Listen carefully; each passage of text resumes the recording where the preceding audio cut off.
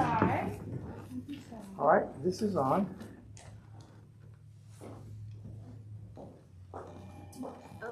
Oh, hello? Yeah.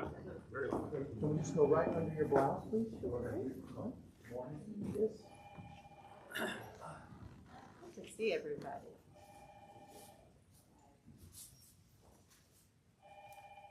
And Joe, where will I need to stand for introduction? Without the lectern, I'm a little unmoored. Where do I need to stand for I'm going to let you stand right in front of them, and then I'll just have to lower the mic. Okay. Lower the camera, excuse me. Okay. I'm going to probably need to borrow this mic, and then I'll give it back to you. Get to introduce y'all. I'm so excited. Hello, hello. Welcome. Just in time. Come on in, good folk.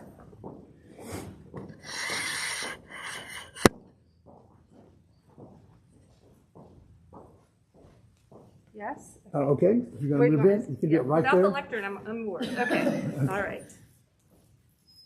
Tell me when we're live. It appears that we're live now. We are live now. Okay, it's one of those moments. My name is Laura Geddes. I'm honored to serve as clergy here at Grace St. Luke's with so many good people, both in person as well as online. And we welcome you to this morning's formation hour or time together, where we will be gathering with two folks who mean a lot to me, who are connected to the Lynching Sites Project of Memphis. It's my pleasure to welcome and honor both Laura Kebede and Fred Morton, and a little bit about them so you can know, for those that don't. Laura is a freelance journalist and very much a emerging public historian with a focus on translating how history connects to the present and how we all can use lessons from the past to create a better future. She's been involved with the Lynching Sites Project since about 2017 and has served on the board with me and with others since 2020. Fred Morton was born and bred here in Memphis, Eagle Scout, finished at Treadwell High School, all 12 years, Fred? All 12 years. All right, he claims that. Has two wonderful grown children and two grandchildren in Mississippi, is an ordained Methodist minister, and has been recently doing a lot of wonderful social justice work with the Poor People's Campaign, as well as Micah Memphis, and of course, the Lynching Sites Project. It's been my deep joy to work with them in this time around Lynching Sites Project, and they're invited today to tell us a little bit more. So welcome, Laura and Fred, please.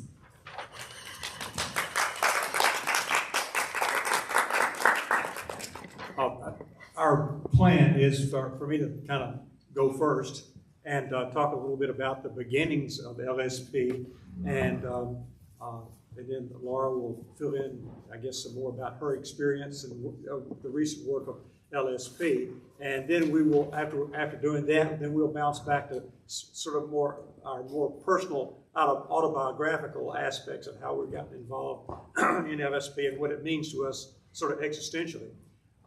But for those of you that don't know, I'm a United Methodist, Laura mentioned, I'm a United Methodist ministry. You don't often see United Methodist ministers wearing a clerical collar, but this is a particular thing that I have taken on in retirement. I retired 17 years ago, and after my wife's death, I returned to active sort of unappointed ministry where the Spirit was leading me rather than the bishop, working in the urban setting, and that eventually morphed into doing social justice work.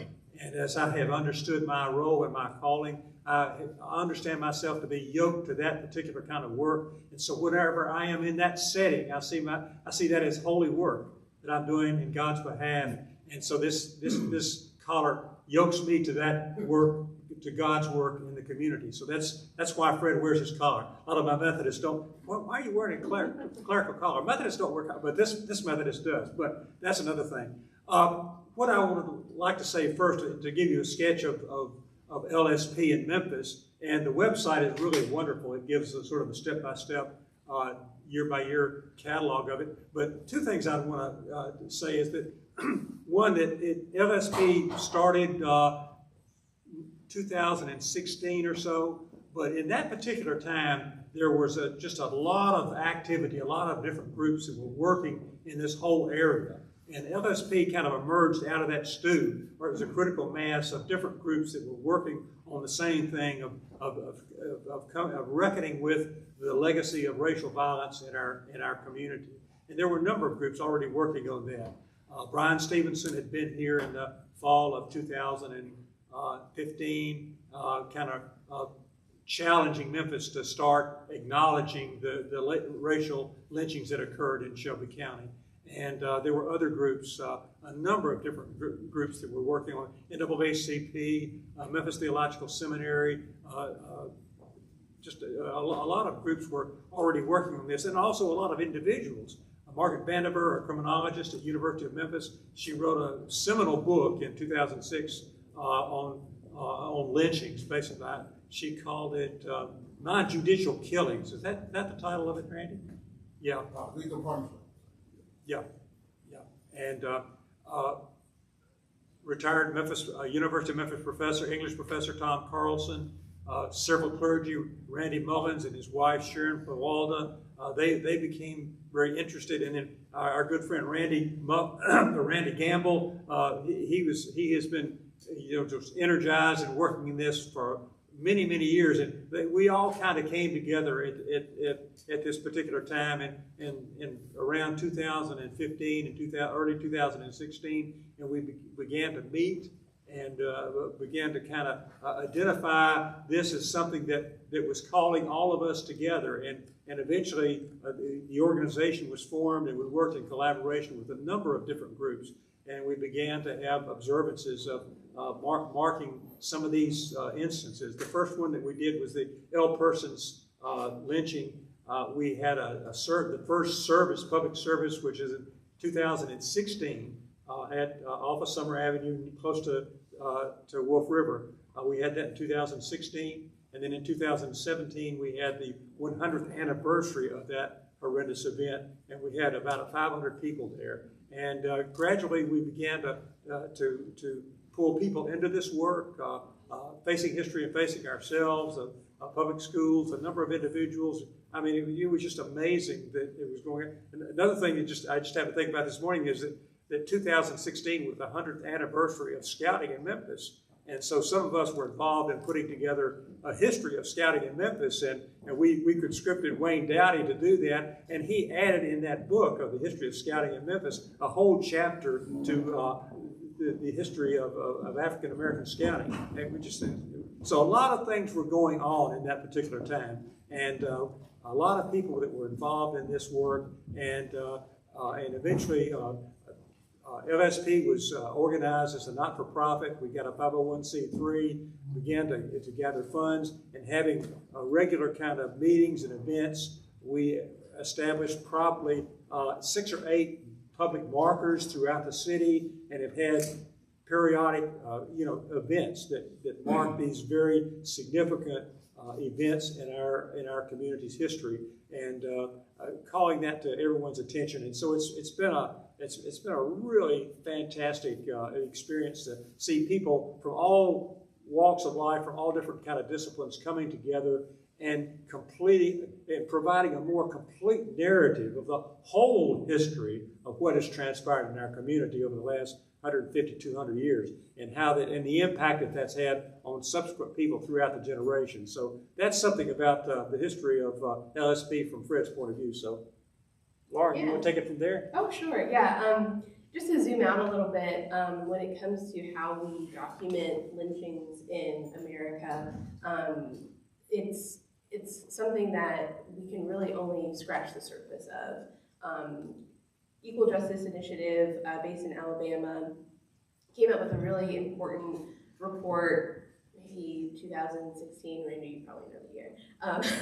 But they had gone through so many different public records, newspapers, all these sort of things, and had documented, I think, up to maybe 4,000 or so racial terror lynchings, and basically, kind of defining lynchings as after, I think they looked at after the Civil War, when Black people in this country were no longer considered to be property, but still there was a racial hierarchy that needed to be enforced from a white supremacy perspective. And the main tool that was used was lynchings, which could be hangings, could be shootings, it could be all sorts of things, but was meant to send a message to the entire community that you may be free, but you are still subject to this racial hierarchy.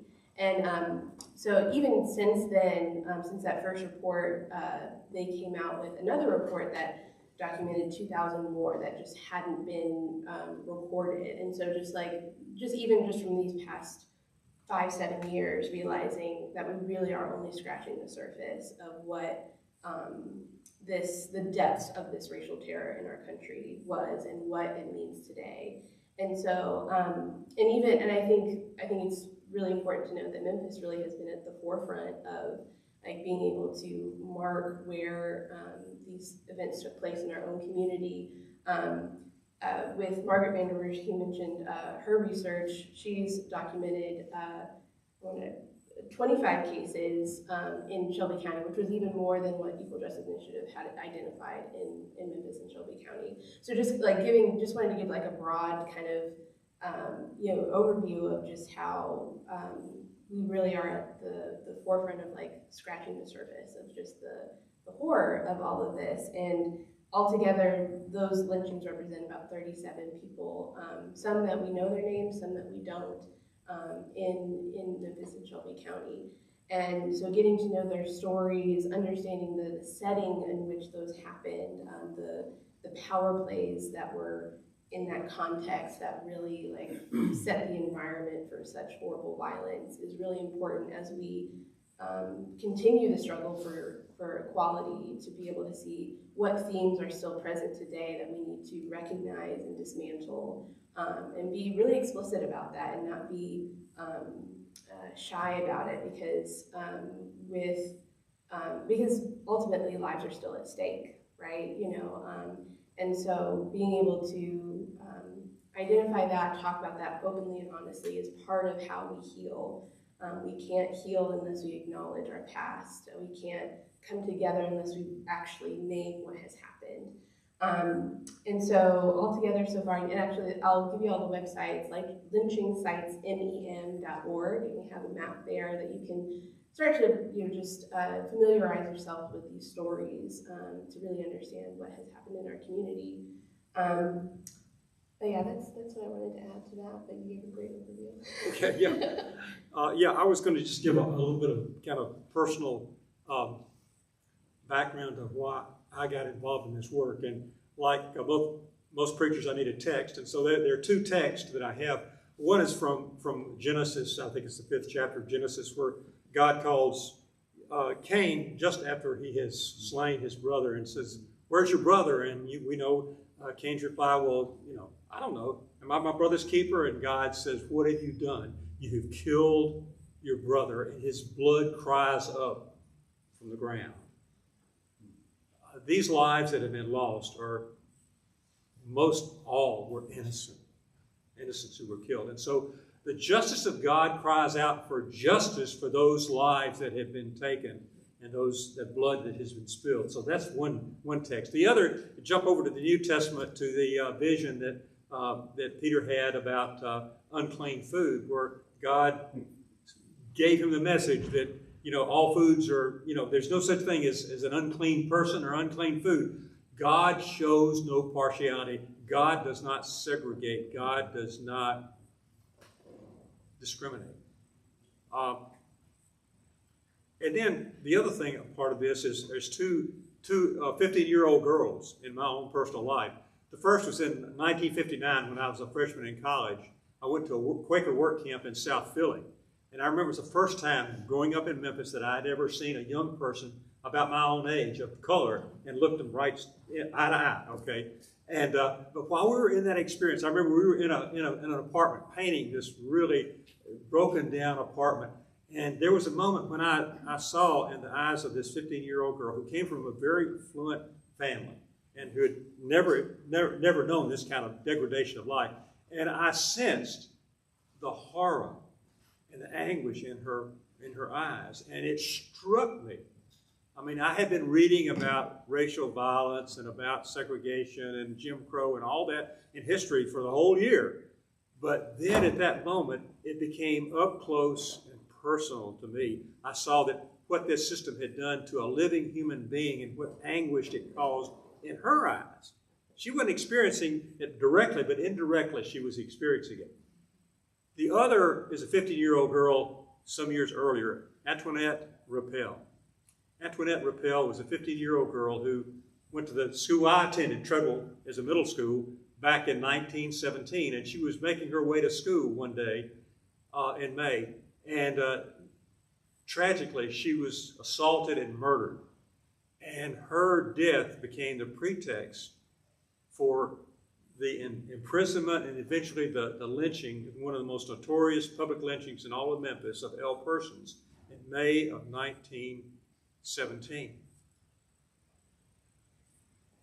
At that particular, when I reckoned with that story, it became up close and personal to me because that girl went to my school.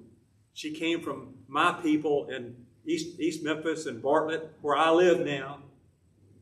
The Methodist preacher that preached her funeral, that became sort of the public pretext for all the community uproar that resulted in the lynching of L. Persons, that's my people.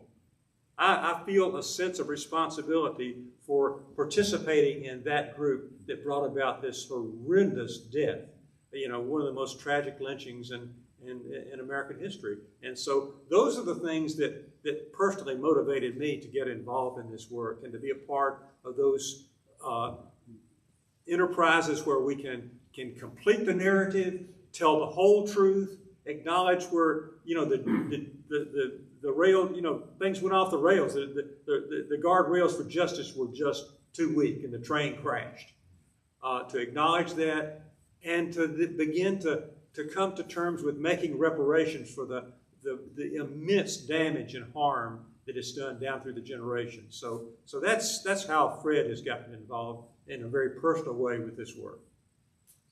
Yeah, I add a different but just as personal kind of entry into this work.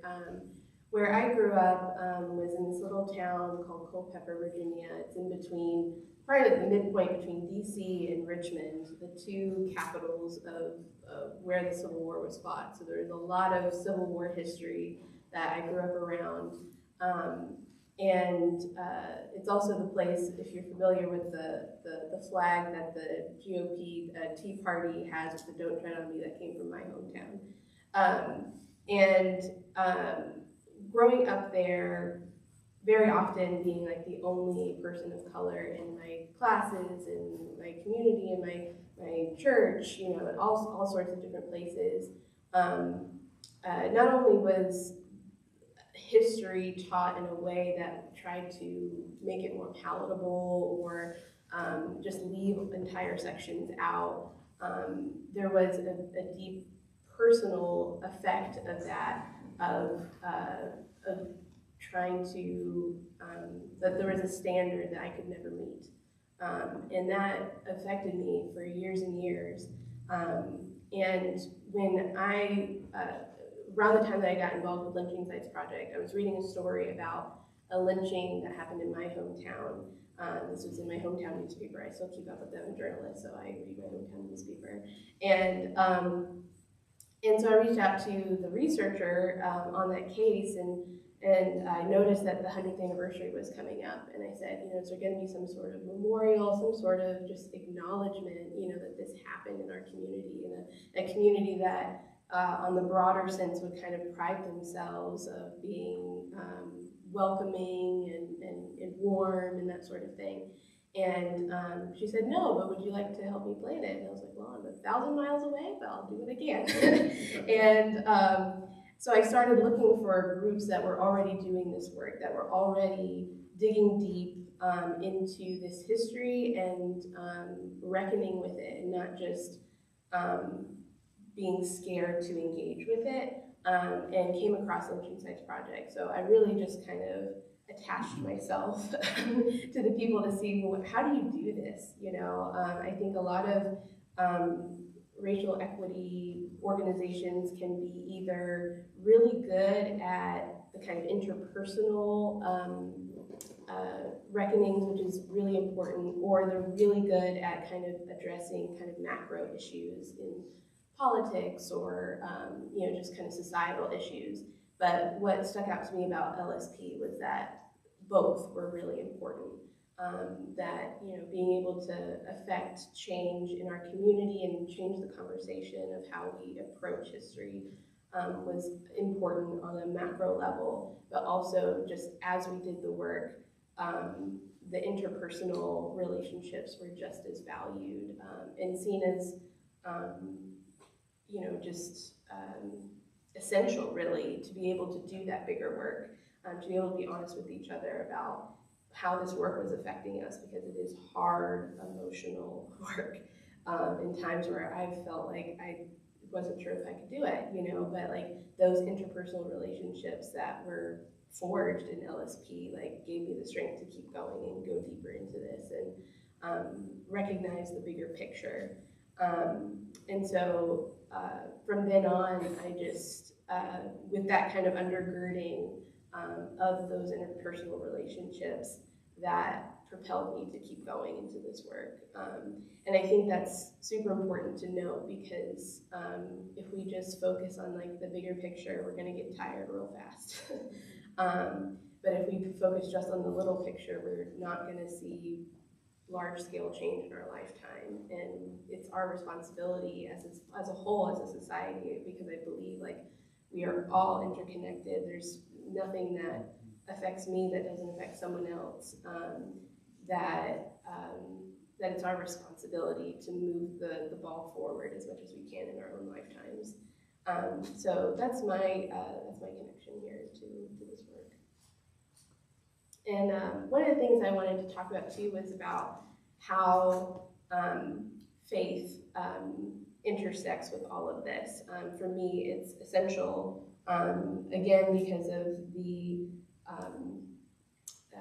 toll of this work, right?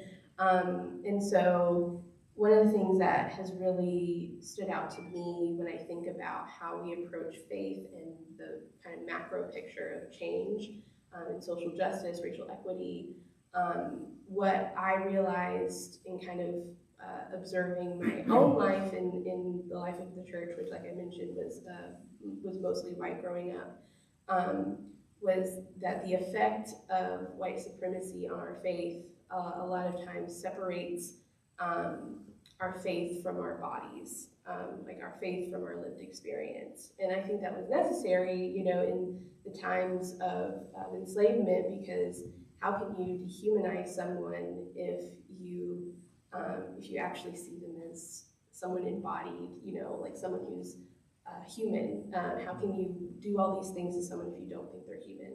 And the answer is you separate your faith from your body, from your lived experience, and you say, well, faith is all about me getting to heaven. Faith is all about just doing the most that I can to just live a good life, and it's all about me and my relationship with God and nothing else. But when we recognize that in Scripture, God is concerned about our whole lives, our whole lived experience, our bodies, our emotions, our minds. He doesn't do that separation. Throughout Scripture, I mean, he wouldn't have rescued Israel from Egypt, if that was the case. He would have said, you guys can figure it out. I'm here with you, and when you get to heaven, you'll be fine. That's not what he did. And so I think being able to reclaim our faith for what it is in Scripture is really important about this work, and bridging that disassociation that has been present for centuries between our lived experience and our faith. And one of the examples that I love, for those who are familiar with Ida B. Wells, she is a famed journalist. She was an anti-lynching crusader. And she lived at a time where women, and especially Black women, had no power, but she just did her own thing anyway. And she went to Elaine, Arkansas, This would have been 1919, right after a massacre that happened because black tenant farmers and white tenant farmers that were poor, they tried to unionize in order to assert their own rights, and the power structure at B just massacred mostly black people. And some of the black men that she secretly came to Arkansas because she'd been kicked out of Memphis decades earlier, and interviewed some of these men who were in jail. And they were talking about how, they were praying, which obviously is an important part of our faith, but, their kind of message was, we just kind of need to, I'm not going to get the exact quote right, but just kind of like, put our heads down and just like pray that God will just get us through. Like, we don't need to, our hope is just in heaven, and she's like, what are you talking about? like God has empowered you to make change here today, now. Prayer is a part of that, and like is the fuel and the motivation to keep going because of your connection to God, but like the lived experience matters too, and don't give up. And so that's really stuck with me. And then I found this quote by Fannie Lou Hamer. I was looking for a different quote, but then I liked this one better. She said, Christianity is being concerned about others, not building $1 million church while people are starving around the corner. Christ was a revolutionary person out there where it was happening. That's what God is all about, and that's where I get my strength. And Fannie Lou Hamer, for those who don't know, was during the Civil Rights Movement, voting rights activist. She spoke before Congress about police brutality and voting rights in Mississippi. It's just a stalwart of civil rights in our nation's history. And so yeah, it just kind of, I think, illustrates that point of reestablishing that connection between our faith and our bodies. So yeah. How are we doing on time? Should we move to Q&A? Questions? We're doing well on time. Okay. Grab this. Let's see. We're doing well on time. Just briefly, I became involved around 2015 with LSB and got to know some of these good folk that are here today, because I had never known, growing up in Memphis and Shelby County, that Shelby County has the highest amount of known lynchings in the entire state. That was never a part of my history that I was taught growing up in Memphis, and I wish it had been. And I wonder, my guess is that there's some here that also had something similar. And the more I've learned and journeyed and grown with amazing people, I better understand that landscape has a narrative. And something happens when we go to that landscape in that place and bless what's already holy. And that is a part of what Lynching Sites does. We've heard some about that. We've also heard about the interpersonal side of it too, which is just as important, because the relationships, wouldn't you say, the relationships that we have made in coming together and being authentic and real and listening and holding is incredibly hard. But I will speak for myself and say it's also incredibly rewarding. There's something incredibly healing when we do this work together. And some of that bit of darkness that hasn't been shared and hasn't had the light of truth shone on it becomes lighter and easier to bear when we do it together. And for me, some of that relationship building, not only the work for the services and the incredible work it takes to develop the history, the wording for the markers, but the friendships have been just as important as a part of this journey. And Laura shared it well around the faith and the call. There's a richness in coming together and doing this work and meeting together. And although we've been trying to do it on Zoom, which is not quite the same as in person, we meet regularly. And I'd love for y'all at some point to share when our meeting times are. But I also want to make sure we have time for some questions. Has anything bubbled up in the group as you've listened about Lynching Sites Project? As basic or as deep or as broad or as profound as you'd like. What are your questions? Yeah.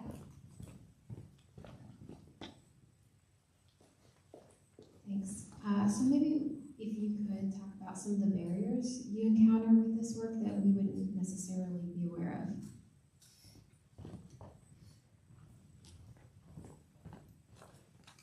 of.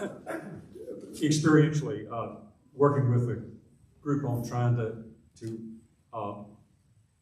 put into place memorial services in local communities, you get pushback from two quarters. One is the victims, the relatives of the victims, as well as the people in the power structure. The relatives of the victims, and that it gets really complicated because you think about what happened with the Great Exodus when some of these families and their members were lynched and violated. Some of the family members left. They went to Chicago or they went out west. Other family members stayed back here and tried to make do as best they could.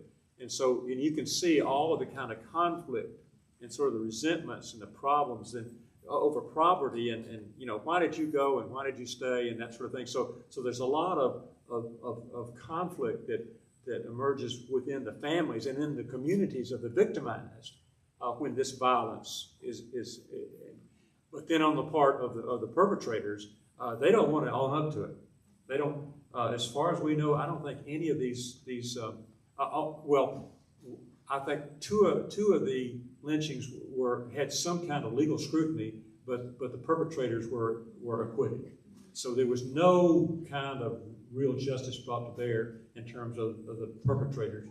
And so there's that natural kind of resistance, and we get that in some communities. They just don't want to own up to it because it's too painful, and it calls for, I think, tact and grace on our part, not to push too hard, but to keep praying about it and letting the Spirit work on people to gradually let the narrative work itself out and the truth come out eventually. So we're sort of unrelenting on the one hand, but still very patient as God gives us the will to be patient.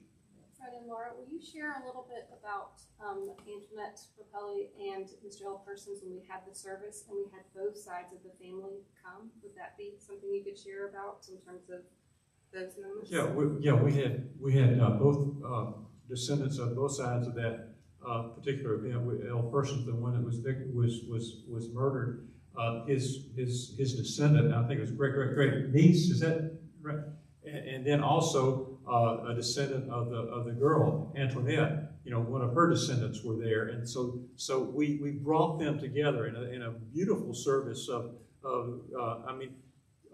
before the service itself, they got to meet each other and to have that kind of conversation and that sort of reconciliation, and that kind of reconciliation work is difficult, but it is profound, and it exerts some healing that you don't get any other way. I know it brought a lot of healing to me to see that happen because I had borne a lot of guilt and shame about what my community had done to this family. And so when that happened, it brought a lot of healing to me personally. But I also remember at that particular service, I was sitting in the audience and I had on an LSP t-shirt.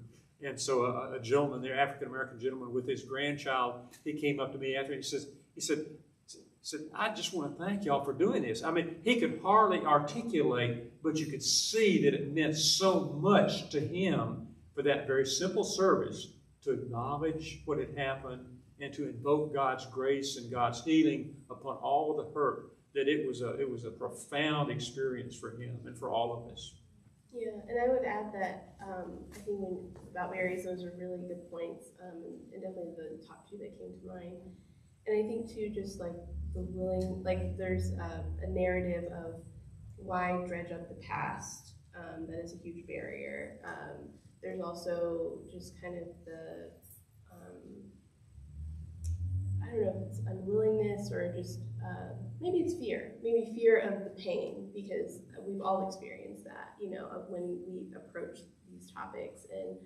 And it is one thing to learn about that in isolation, but it's a whole different thing to learn about it in the setting of community and, even these simple services like that. I don't think any of that could have happened in different silos, of just learning about as like kind of a just historical fact, like the interaction, the conversation is vital. Yeah. Other questions? Others?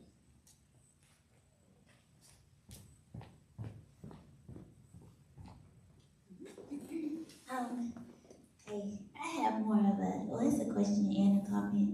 Laura, you was talking about how this is hard and emotional work, and I just admire your strength to be able to do this type of work because I feel like it is hard. So I guess my question is, how do you, because you also mentioned not being afraid to do the work, and I think that I have a natural fear to even like read some stuff, see certain things. So how do you deal with that? Like, I don't know, it's hard. Yeah, I know that's a good question. And it comes as a journey, you know, like I think that's the important part to keep in mind. It's not like you wake up suddenly and it's like, oh, we're going to do this, you know, and but I think being in the context of a community that like encourages you who's a little bit further along in your journey and those who aren't, you know, to kind of help lift them up as you go to is absolutely essential. Like I think you know, even when I was working on the memorial in my hometown, you know, having LSP to just process through those emotions and like not stuff them down because that's my tendency, to just acknowledge all of the complexity of what you're feeling and having a supportive group to be able to pick that apart with you and just kind of and even sometimes just being like, yeah, me too, you know, like that's I think that's really the only way. There could be other ways, I don't know, but that's the only way for me.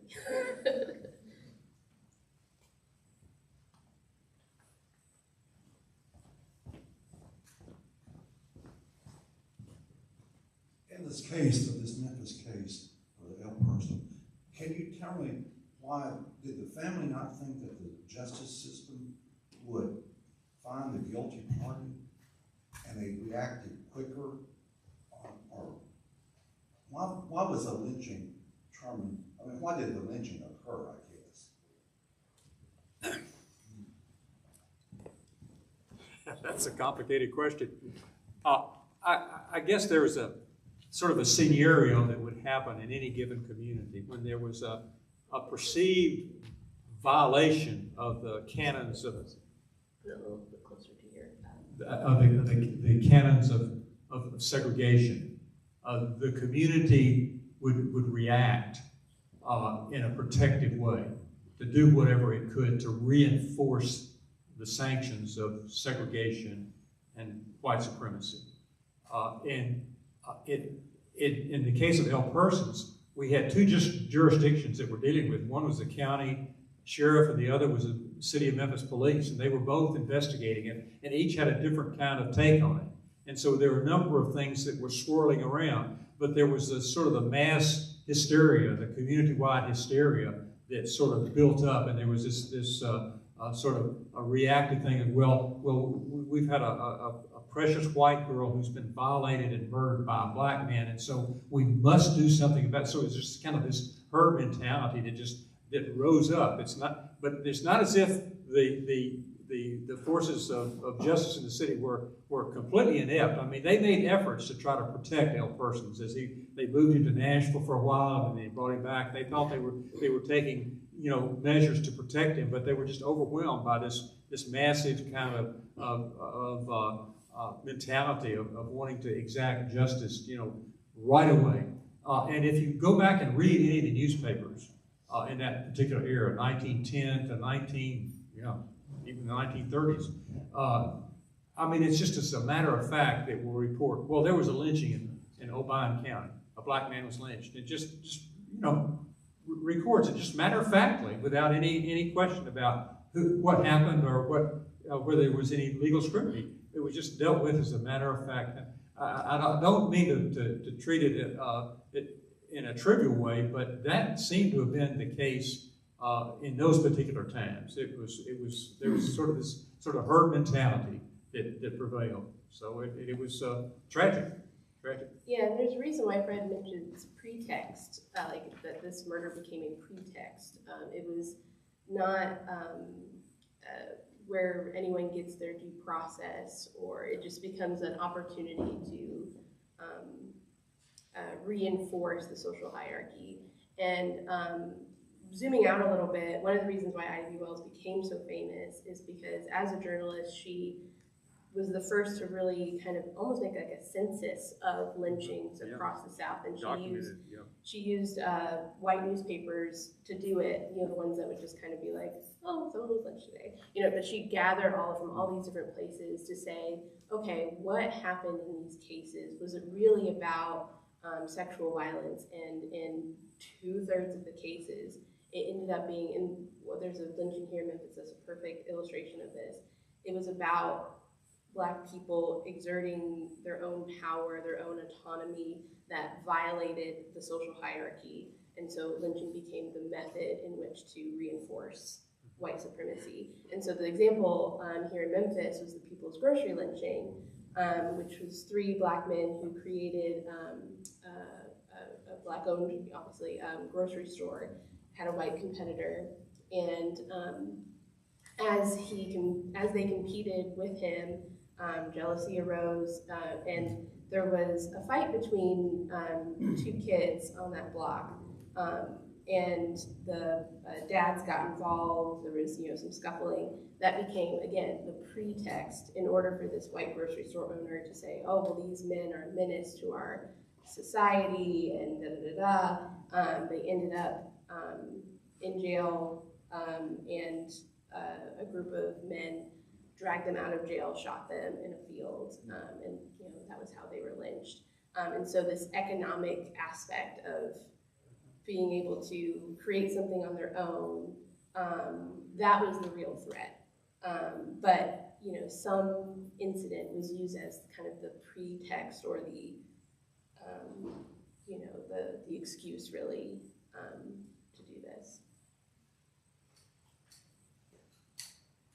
So I'd like to first say thank you for your work and for the courage that it takes. There's a theme here about courage, and it's really, really gut-wrenching work. And I'm curious in thinking about having now visited the Peace and Justice Memorial and getting to see that in Montgomery and what it was like to just go and see everything captured in one place. Here in Memphis, does Lynching Sites Project take groups to various sites as a part of programming so that Memphians can stand at that place? I appreciate, because you mentioned on the map that's on the website, and I've looked at it, and it's amazing and overwhelming all at the same time. But are there ways to go for churches, groups to be taken on a tour? I mean, of course, we can organize ourselves, but I'm just curious if that's a part of the programming.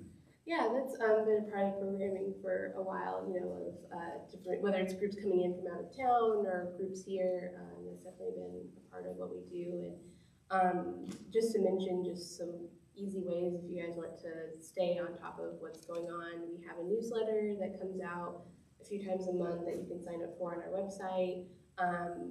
Me and one of the other board members just recently started a podcast where we go through each of the cases and really pick apart, like, who was this person, what happened, what was the context that made this lynching possible, and how do we see that kind of reverberating today.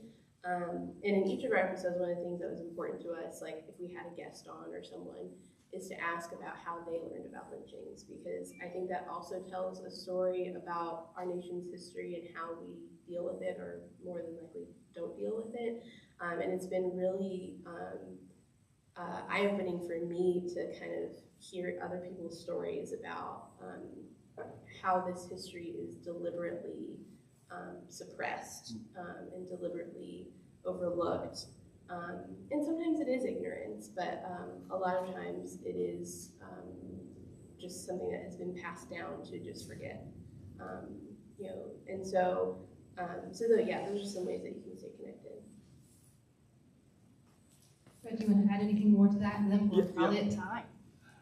Yes, we have a number of outside groups that would come in to do pilgrimages to Memphis, civil rights pilgrimage, and that would be a part, the lynching sites would be a part of their overall pilgrimage. So we've done that for outside groups. clergy groups, church groups, and others. And anyone who's interested in wanting to do that, all they have to do is contact LSP, and we will set it up. And we'll also not only give tours of the sites, but also work together to create courageous conversations with local communities that might want to engage in the very difficult kinds of conversations. I would just one of the things I want to say is that, and in my experience with civil rights goes back, quite a while, 60 years or so within the church.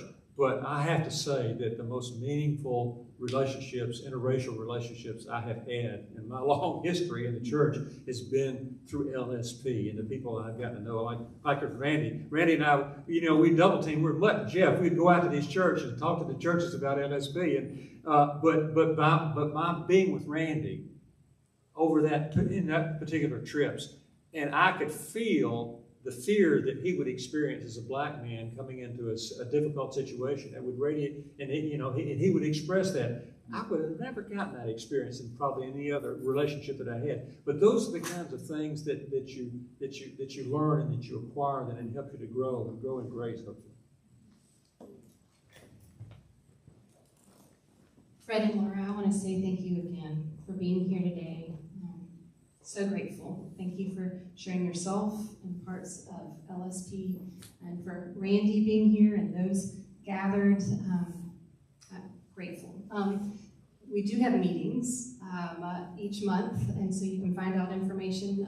As you heard from Laura, we'd love for you to join. Right now it is on Zoom, but we're hoping that they'll be back in person soon. And Randy's raising his hand. Do you have something quick to say, Randy? Yeah. He made me think about something that we did.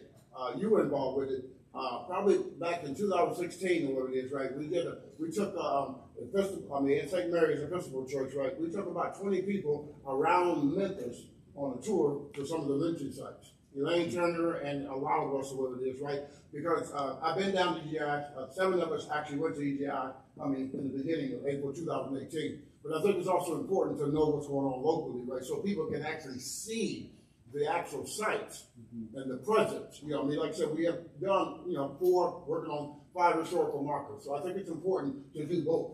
Yes. I made it quick. Well said. Thank you. Thank you. If you have questions, please reach out to any and all of us and find out more about Lynching Sites Project. Thank you to everyone for being here. Thank you.